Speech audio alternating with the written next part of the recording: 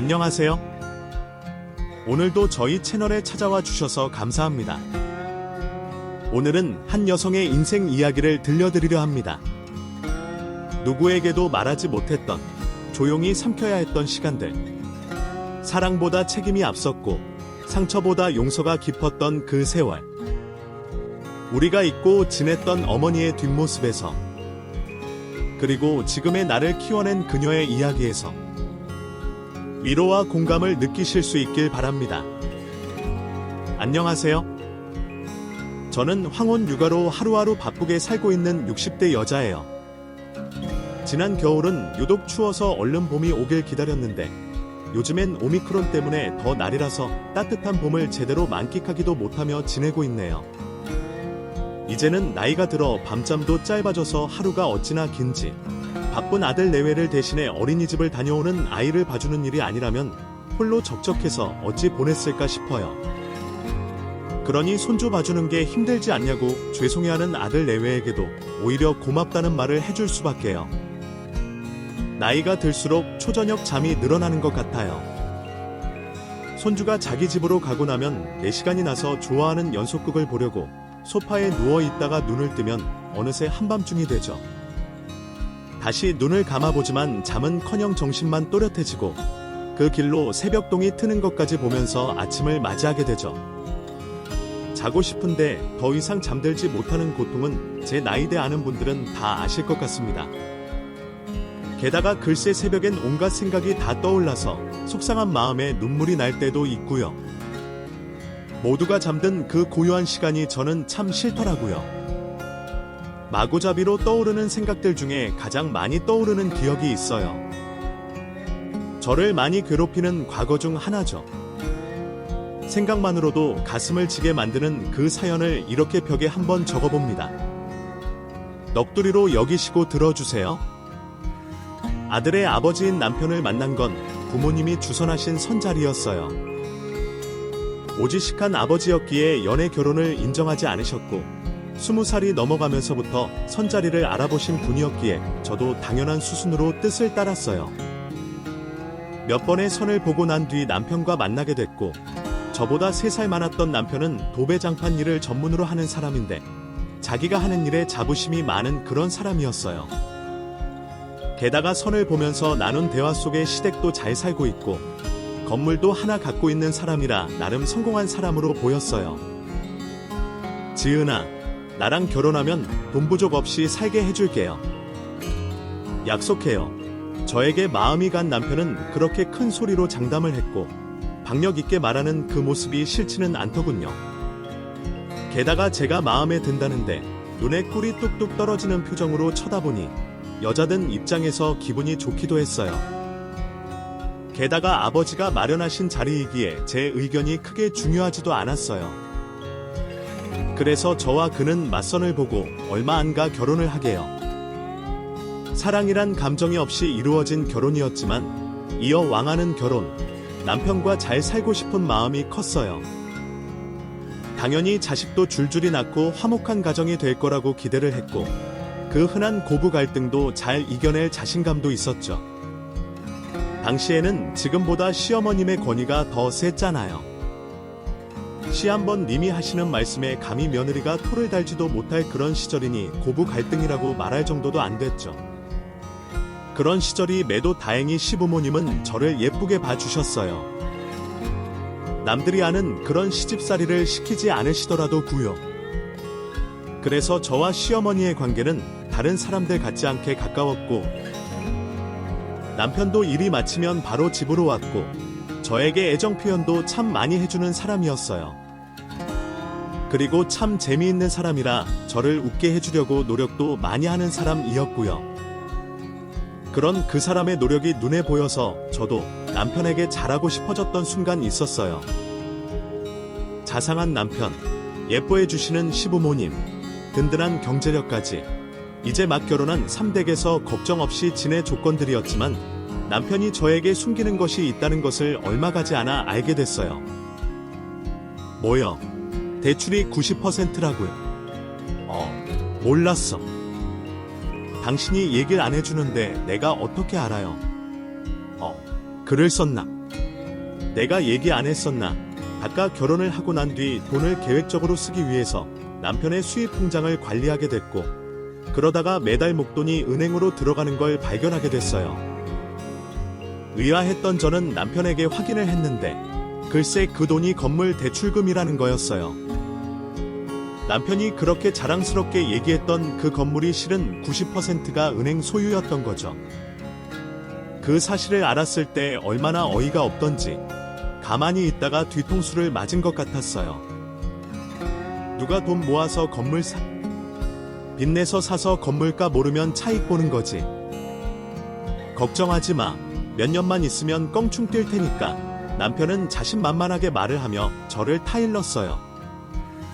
모두 투자 명목으로 하는 거라고. 돈 버는 사람들은 다 이렇게 한다며 얘기를 하는데 그쪽으로는 아는 것이 없던 저는 남편 말을 믿을 수밖에 없었어요. 그리고 남편의 수입이 적은 금액은 아니었던지라 알아서 잘하겠지형였고요. 그런데 신혼 초에는 분명 여유가 있던 생활비가 갈수록 조달리는 게 문제였어요. 집안 가게를 제가 관리하면서부터 드러난 문제였죠. 대출금이랑 보험료 등 매달 나가는 돈을 제외하고도 시부모님 용돈의 생활비까지 쓰고 나면 남는 돈이 거의 없었어요. 애도 없이 둘만 쓰는 생활비가 뭐 그리 많이 나가겠어요? 모두 대출금이랑 이자가 큰 비중을 차지했죠. 평생 돈 걱정 없이 살게 해주겠다는 남편의 약속은 결혼한 지 반년 만에 깨지고 말았죠. 그걸 깨닫고 나니 속은 기분이 없잖아 있었지만 어쩌겠어요. 이미 한 결혼을 물릴 수도 없고 요즘이야 이혼이 흔하지만 저 때는 한 번 시집을 가면 그 집 귀신이 돼서야 나올 수가 있으니 끝까지 안고 갈 수밖에요. 그나마 다행인 건 시집으로 올 때 저한테 비상금이 있었다는 겁니다. 진정 어머니가 혹시나 살면서 무슨 일이 있을까 싶어서 챙겨주신 돈이 좀 있었어요. 제가 어릴 때부터 받은 용돈들을 모두 저축한 통장과 결혼 전 직장 생활을 하며 모은 돈, 거기에 엄마가 좀 더 얹어서 제법 큰 돈을 통장에 넣어 주셨거든요.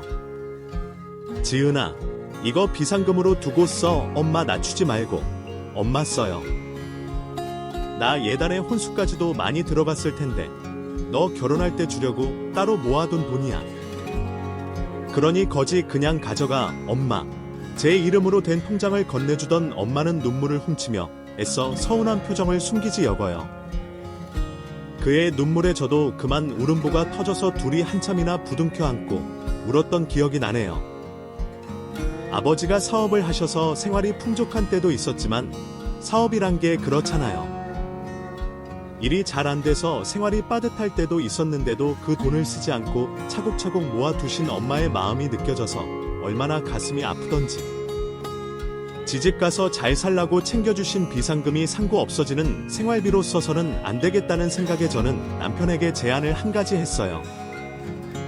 남편이 도배 장판을 하는 일을 하고 있으니 그것과 연결해서 인테리어 일을 제가 하겠다고 했죠. 당시에는 맞벌이 하는 집도 잘 없던 시절이라 제가 사업을 하겠다는 말에 남편이 정말 많이 놀라더라고요. 여보, 그게 당신이 할 수 있겠어? 처음 해보는 일이잖아. 당신이 도와주면 되죠.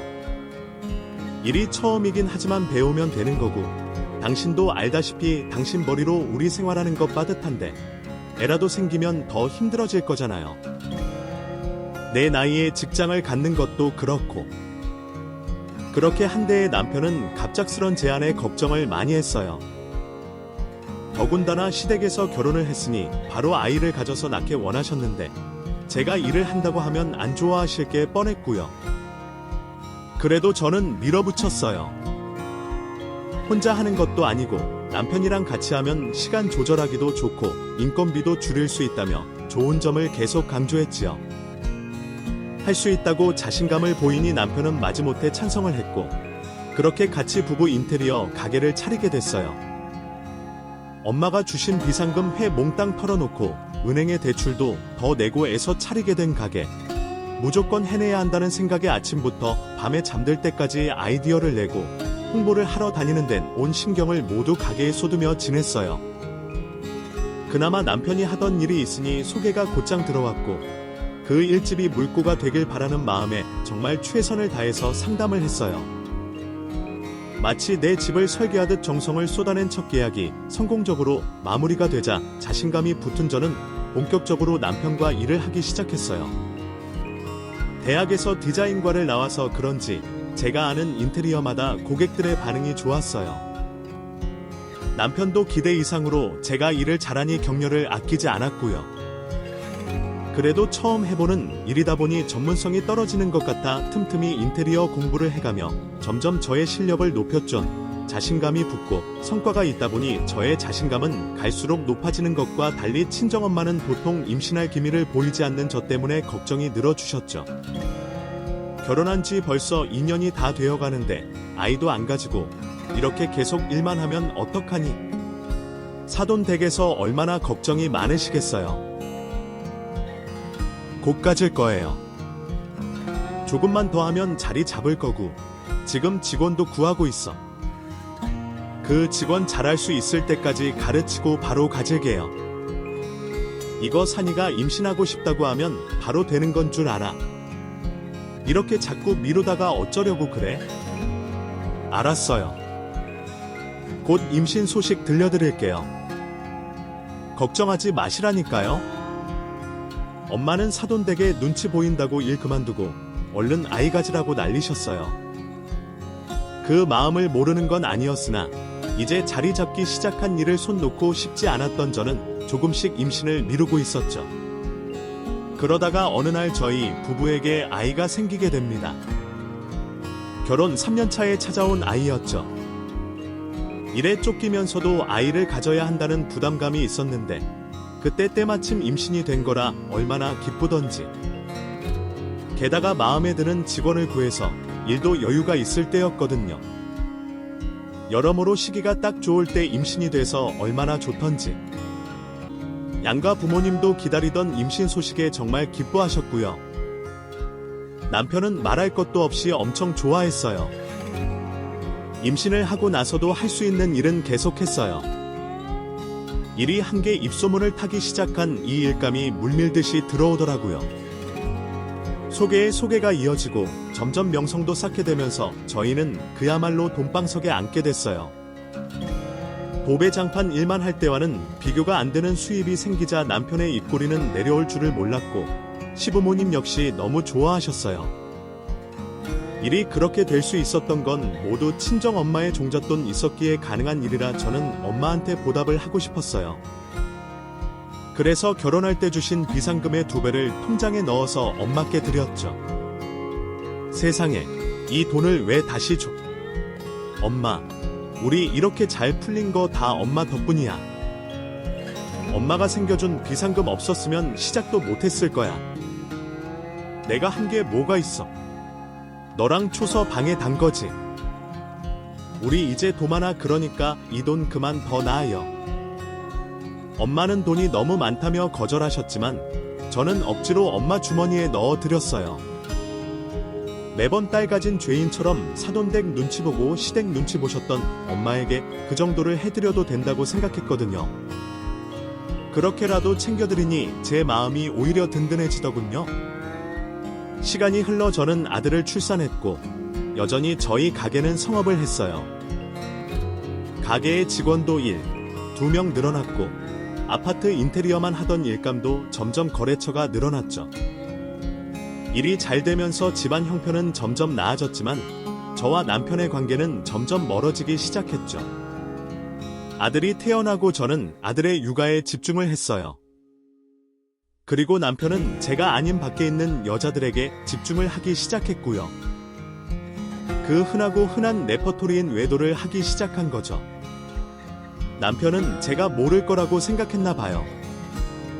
어디서 자고 오는지 새벽에 집에 들어오고 무엇보다 속옷을 입고 있고 옷에 여자 향수를 묻히고 다니는데 제가 모를래야 모를 수가 없도록 허술하기 짝이 없었어요.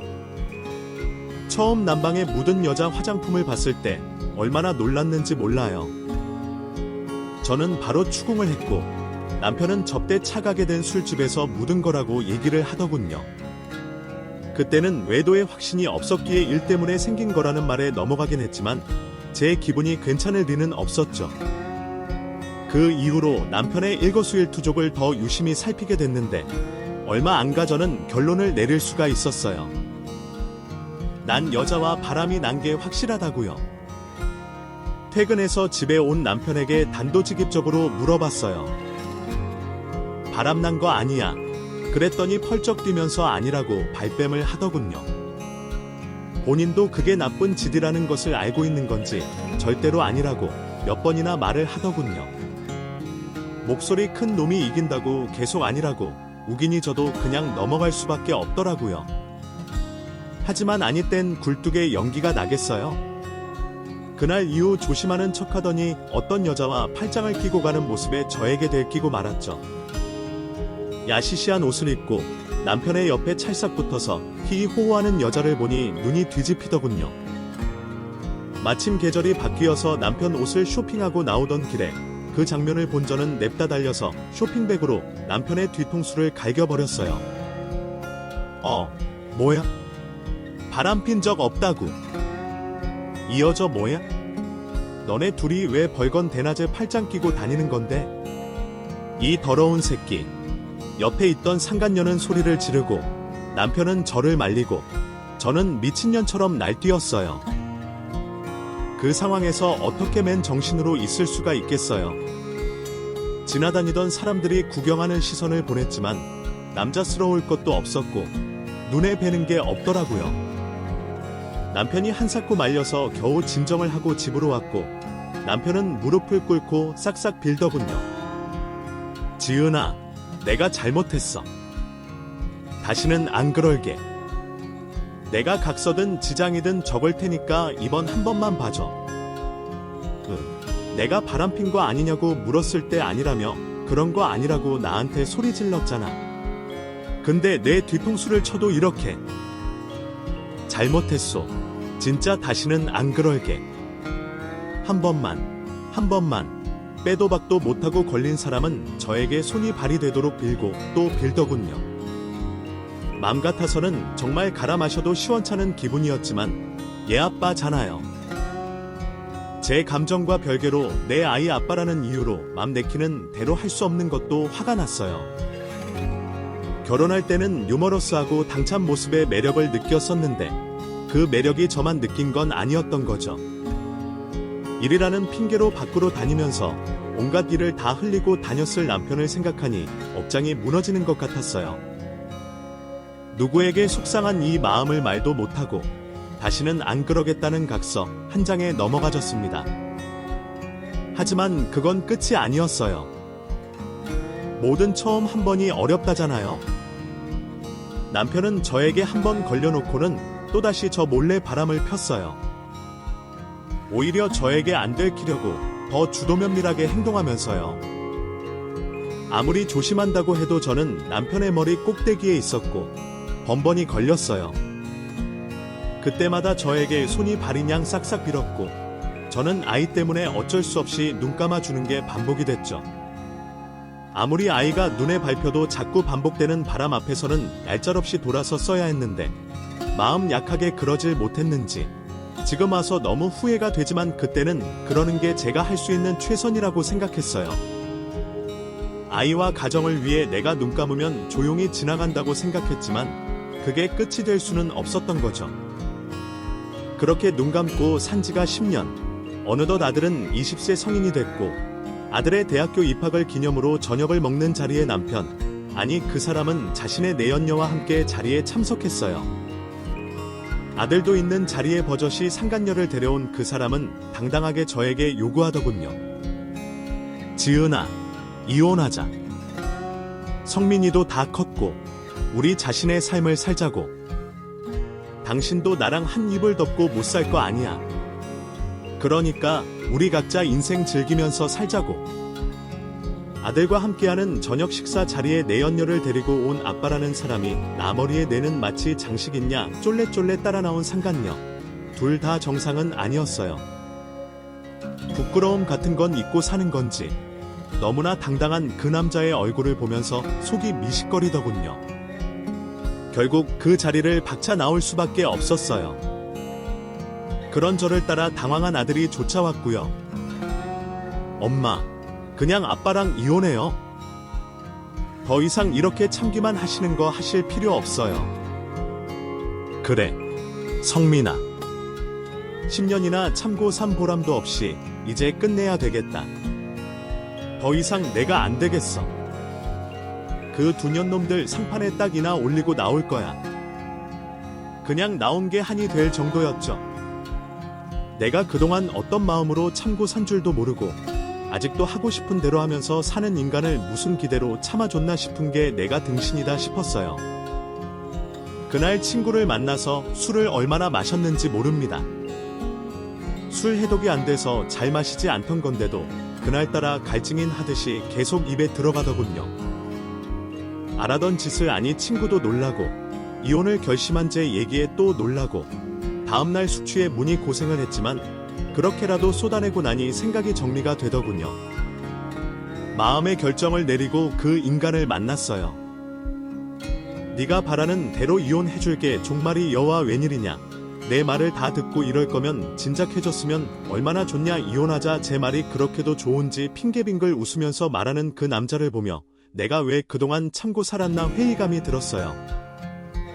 아이 아빠라는 생각에 붙들고 있어야 한다는 생각했을 때는 그래도 괜찮은 남자라고 여겼었는데 이혼을 하기로 맘먹고 바라본 남자는 보통 형편없는 게 아니더라고요. 내가 그동안 허상을 붙들고 살았구나 싶었어요. 그러느라 아까운 내 청춘을 다 보낸다 싶었지만 이제라도 내 인생을 살자 싶었죠. 나도 이혼하고 먹고 살아야지. 그동안 모은 재산도 많잖아. 설마 그거 혼자 꿀꺽하려는 건 아니지. 이 엄치라는 단어는 몰라. 어쩜 그렇게나 짝이 두꺼워. 회원주는 마당에 우리 인신공격은 하지 맙시다. 나는 정정당당히 내 몫을 요구하는 거야. 솔직히 그 돈 너 혼자 본 거는 아니잖아. 가만히 있으면 어려우니 안 해줄까? 법적으로도 다 정해진 게 있는데 굳이 말로 꺼내서 밑바닥을 보이는 그 남자를 보며 어이가 없었어요. 애초에 이렇게 재산을 모으게 된 게 누구 덕인데 이러나 싶고 내가 그동안 참 헛사았다 싶은 마음에 속이 문드러졌어요. 거기다 그 인간은 한술 더 떠서 재산분할 소송까지 걸더군요. 제가 제시한 금액이 마음에 안 든 거였어요.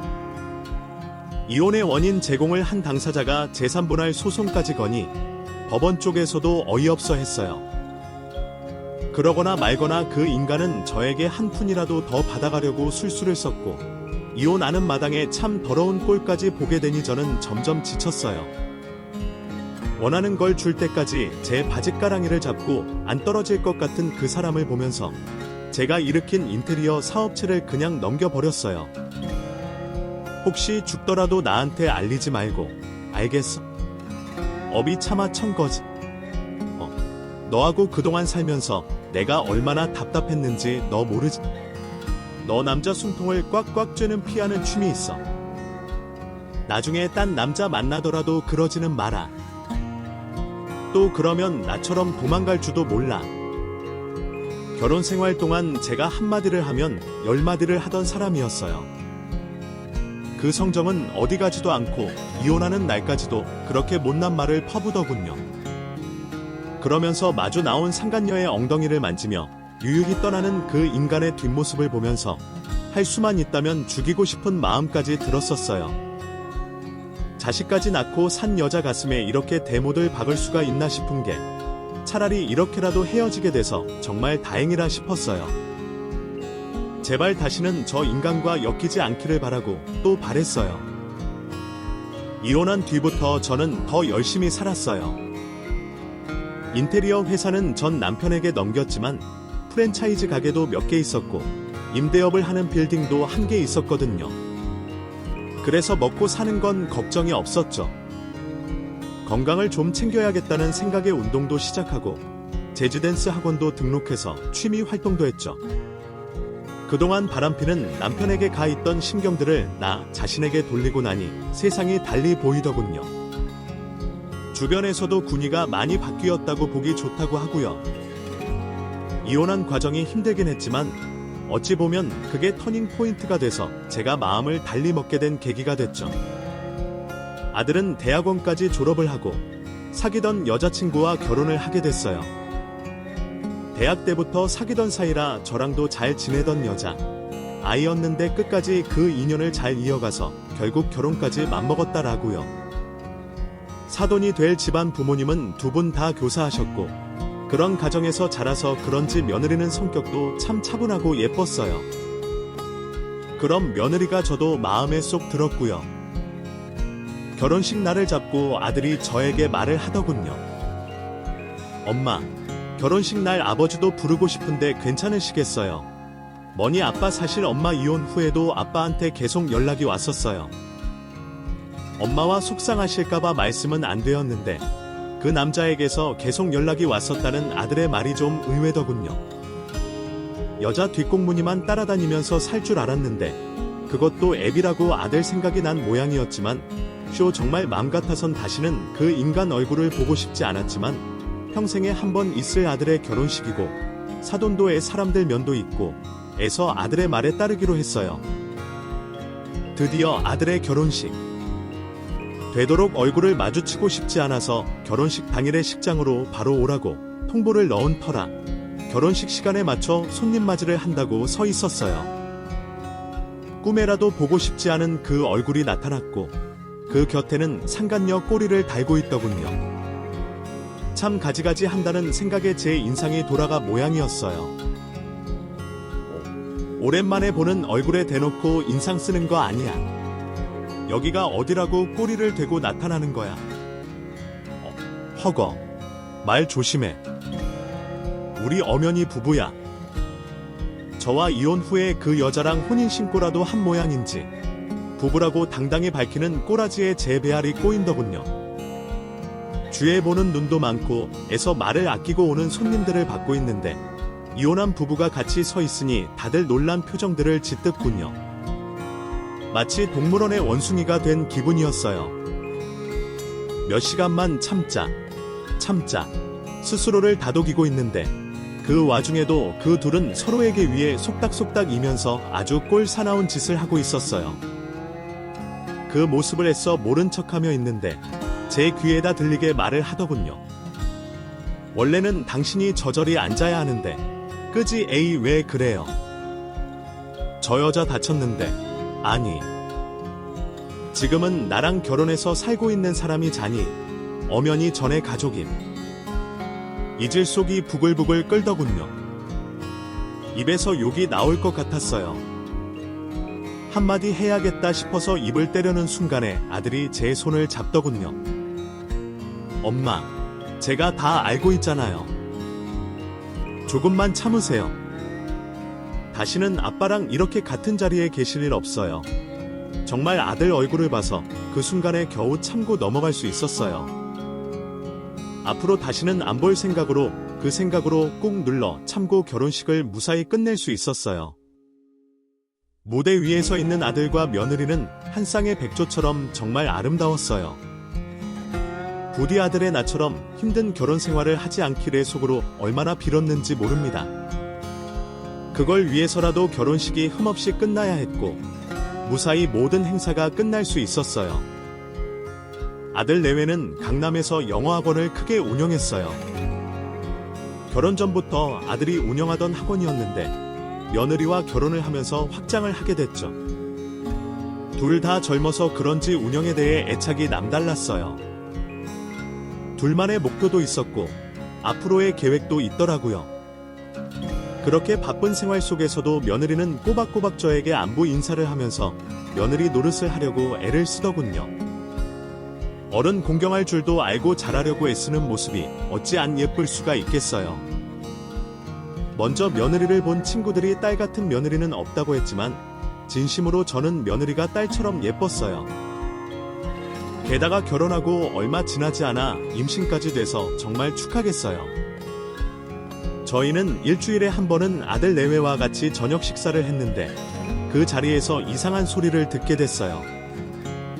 수연아, 아버님이 입금 안 됐다고 전화하셨던데 오늘 송금해드렸어. 아까 보냈지? 송금이란 얘기를 듣던 제가 송금이 뭐냐고 묻자 아들 내외가 당황해서 쳐다보더군요. 아들은 이미 변명거리를 생각해내느라 머리를 굴리는 게 빤히 보였고요. 저는 숨길 생각 말고 이실 짓고 하라고 했고 아들은 어쩔 수 없이 말을 꺼냈어요. 그게 아버지가 급하게 돈이 필요하다고 하셔서. 뭐? 돈? 그래서 네가 돈 보내준 거야. 뜻밖의 전남편 얘기에 저는 그만 마음이 상해버렸어요. 게다가 그 남자가 아들에게 돈을 요구하는 게 비밀로 두지 않는데 시며느리도 다 알고 있는 것 같아서 얼마나 낯뜨거운지 모릅니다. 너희가 그 사람도 내보비 해줘. 또 연락오면 안 된다고 하고 이제 연락 끊도록 해라. 어머, 뭐? 설마 이번이 처음이 아닌 거니? 예상대로 결혼 후 몇 번이나 돈을 그렇게 해준 것 같았어요. 저는 애들이 대답하는 게 시원찮아 보여 더 캐묻었고 알고 보니 아들의 새엄마, 망가된 그 내연녀와도 몇 번이나 학원에 왔다는 소리를 해서 깜짝 놀랐죠. 갑자기 두통이 오는 것 같아 눈을 감고 있으니 아들이 놀라서 살폈어요. 엄마, 이루어질 것 같아서 얘기하는 거예요. 어머, 괜찮아요. 경험할까요? 어머님, 괜찮으세요? 그래, 괜찮다. 걱정하지 않아도 돼. 너희들이나 내 말 들어. 다시는 그 둘이 오더라도 맞장구 쳐주지 마. 알았? 근데 아들과 며느리에게 한 번 더 당부를 했고 아이들은 그렇게 하겠다고 했어요. 처음부터 소란이 일까봐 달라는 돈을 주고 말았다고 하던 아이들은 제가 알게 됐으니 이제 그러지 않겠다며 몇 번이나 확인을 해주더군요. 아버지라는 인간이 결혼도 아들에게 손 벌리고 그런다는 게 얼마나 부끄러웠는지 모릅니다. 할 수만 있다면 그 둘을 저 멀리 낯선 해외로 보내버리고 싶은 충동까지 생기더라고요. 제 마음이 그렇더라도 어쩌겠어요. 아들 주변에서 성이지 않기를 바라는 수밖에요. 결혼을 하자마자 임신을 한 며느리는 그 해에 아들을 쏙 빼닮은 손자를 저에게 안겨줬어요. 태어난 지 얼마 안 돼서 작디 작은 손자를 안아보니 어쩜 그리 아들과 빼다 박았는지 아들의 어릴 적 모습이 생각나서 가슴이 뭉클해지더라고요. 그 작던 아들이 이제는 아버지가 되어 의젓한 모습에 보니 세월이 흐르는 게 새삼 느껴져서 기분이 이상해졌어요. 제 바람대로 서로 사랑하면서 살아가는 아들 내외에게 고마운 마음마저 들었고요. 비록 내 결혼 생활은 엉망진창이었지만 그것과 반대로 아들은 잘 살 거라는 믿음의 한지도 이심이 들지 않았어요. 그만큼 제 눈의 아들 가족 모습이 좋아 보였어요. 출산한 며느리는 1년 정도 집에서 손주를 돌보고 그 후엔 다시 학원으로 복귀를 하게 됐어요. 어린 자식 때문에 일하러 가는 걸 내켜하지 않았지만 제가 그렇게 하라고 했어요. 공부도 때가 있듯이 일이라는 것도 다 때가 있다는 걸 살아오면서 제가 경험했기에 흔쾌히 그러라고 했죠. 손자는 베이비시터와 제가 봐주기로 하고요. 베이비시터가 손 가는 건 거의 다 있기에 저는 곁에서 아이를 지켜봐 주는 것만 했어요. 그렇게 해주는 것만도 며느리는 많이 고마워했고요. 황혼 육아를 시작한다고 친구들이 반대를 많이 했지만 저는 오히려 그 시간이 좋았어요. 손주가 자라는 순간순간을 제 눈으로 담을 수 있는 시간이 어찌나 좋던지. 요즘 자식도 많이 안 낳는 추세잖아요. 이 순간이 언제 또겠나는 생각에 힘든 게 하나도 없었어요. 그렇게 손주는 무럭무럭 자라서 어린이집도 가고 학교도 입학하게 됐어요. 손주가 10살이 될 때까지 저는 계속 아이를 돌봐줬죠. 아주 어릴 때부터 아이와 함께 지내서인지 손자는 저를 참 많이 따랐고 혹시나 또래 친구 엄마들과 비교될까봐 제 외모도 엄청 신경 쓰고 다녔어요. 마음은 그렇지 않은데 나이는 겉으로 표시가 나니까 신경을 안 쓸 수가 없었죠. 손자가 10살이 되니 혼자 할 수 있는 것들이 참 많아지더군요. 놀이터에 친구들과 놀러 다니기도 하고 학원도 알아서 혼자 다니고요. 그래서 저녁 시간에는 혼자 있을 수 없어서 항상 제가 집으로 가서 같이 저녁을 먹고 며느리가 집에 오면 저는 집으로 오고 그랬어요. 그날도 당연히 전여제 아들 집으로 갈 예정이었고, 그날은 손자가 좋아하는 수제 돈가스를 만들어 먹이려고 오랜만에 솜씨 발휘를 하고 있었어요. 그러는 중에 며느리가 아들을 데리고 갑자기 왔더군요. 얘야, 어쩐 일이야? 내가 저녁에 넘어가려고 했는데 제가 시간이 나서 데리러 왔어요. 어머님, 밤에 날씨도 쌀쌀한데 제가 퇴근하고 데리러 올게요. 뭔가 쫓기듯이 며느리는 손자를 두고 가버렸고, 저는 어리둥절해서 손자에게 물어보았죠. 오늘 무슨 일이 있냐는 질문에 손자는 머뭇거리더니 조심스레 말을 꺼냈어요. 할머니, 기껏 비미치예요. 지금 저희 집에 할머니 할아버지가 와서. 손자의 말에 놀란 저는 그 사람들이 누군지 짐작이 되더군요. 어째전 역에 할머니 할아버지가 오셔서 저희 집에서 자고 갔어요. 어제는 며느리가 일찍 퇴근한다고 안 와도 된다 해서 아들 집에 가지 않았는데 오지 말라는 사정이 따로 있었던 모양이었습니다요. 현우야, 옷 입어. 할머니랑 집으로 가자. 속에서 열불이 나더군요. 그래서 손자의 손을 잡고 아들 집으로 곧장 갔어요. 엘리베이터에서 내리니 이미 현관 밖까지 음식 냄새가 진동을 하고 있었고, 마치 잔치집 인양 전부치는 기름 냄새가 났습니다. 거침없이 현관문을 열고 들어서니 거실에 한상 차린 음식이 있었고, 거실 소파에서 희희락 낯가리며 TV를 보고 있는 전 남편과 그의 부인이 있더군요. 그 둘은 갑자기 들이친 저를 보고 놀란 표정이었어요. 저는 며느리를 찾아서 방 안으로 갔어요. 사구 인덕션에 냄비가 모조리 올라가 있고 음식 장만에 정신없어 보이더군요. 혜샤, 이게 다 뭐니? 어머, 어머니. 언니 먼저 오셨어요. 너, 이게 뭐니? 아버지가 오늘 생신이라. 알고 보니 그 인간 생일이라 생일상 받아 먹으러 온 거였죠. 저는 거실로 다시 가서 그 인간에게 소리쳤어요. 생일이면 너희 둘이 생일상 차려서 먹으면 되지. 무슨 낯짝으로 여기까지 와서 이러는 거야. 당기는 사람이 누가 있다고. 이건 말 함부로 하고 그래. 나도 시아버지 대접받을 자격이 있어. 그깟 생일상 하나 받는 게 뭐 그리 대단한 일이라고. 이날 이 아보라고 그 남자가 저에게 소리를 치는 동안 예전 그 상간녀가 희죽거리며 웃는 게 보이더군요. 그 순간 저는 그동안 꾹꾹 눌러 담아놓았던 분노가 폭발했고 차려진 생일상을 엎어버렸어요. 6이 무슨 짓이야? 엎을리. 내가 그 남자도 눈이 돌았던지 상이 엎어지자마자 그 큰 손으로 제 얼굴에 따기를 놓더군요. 얼마나 세게 쳤던지 그 힘에 밀려 저는 뒤로 넘어졌고 그만 거실장 모서리에 머리를 박고 말았어요. 그 충격에 제 머리가 찢어져 피가 튀고 철철 나기 시작했어요. 손자는 새빨간 피에 놀라 울고 며느리가 급하게 부엌에서 뛰어나오는 모습을 보면서 저는 정신을 잃었어요. 다시 눈을 떠보니 병원이었어요. 옆을 돌아보니 아들이랑 며느리가 얼굴에 근심이 가득한 채 저를 쳐다보고 있더군요. 아들에게 들어보니 가벼운 뇌진탕 증세가 있고 찢어진 부분은 꽤 꿰맸다고 했어요. 그 인간들은 아버지 집으로 가 계시라고 했어요. 아버지라고 할 것도 없어 했어야 했나요? 엄마, 제가 잘못했어요. 제가 선을 그었어야 했는데 마음이 약해져서 엄마가 이렇게 고통스러워 하시는데도 제가 계속 받아줬던 것 같아요. 어머님, 제가 잘못했어요. 어제라도 말씀드렸어야 했는데. 며느리는 자기 때문에 일이 이렇게 됐다며 자책을 하면서 울더군요. 자식들이 무슨 죄겠어요. 마음이 착해서 냉정하게 쳐내지 못하는 거죠.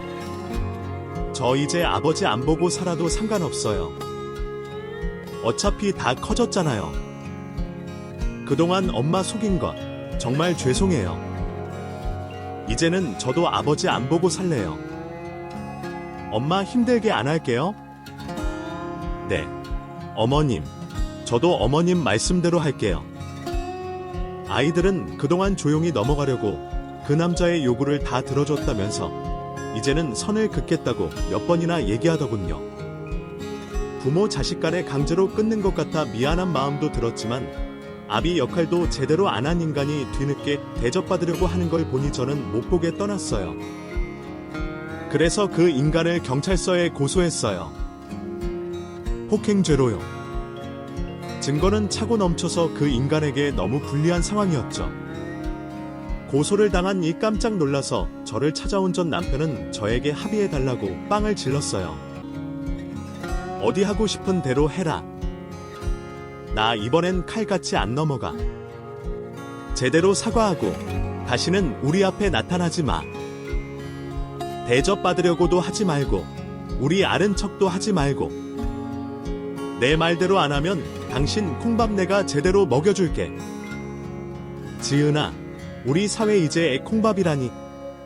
내가 교도소에 들어가면 성민이라도 좋을 게 뭐가 있어. 이래나 저래나 당신이 우리한테 피해주는 건 마찬가지야. 몰라서 그래.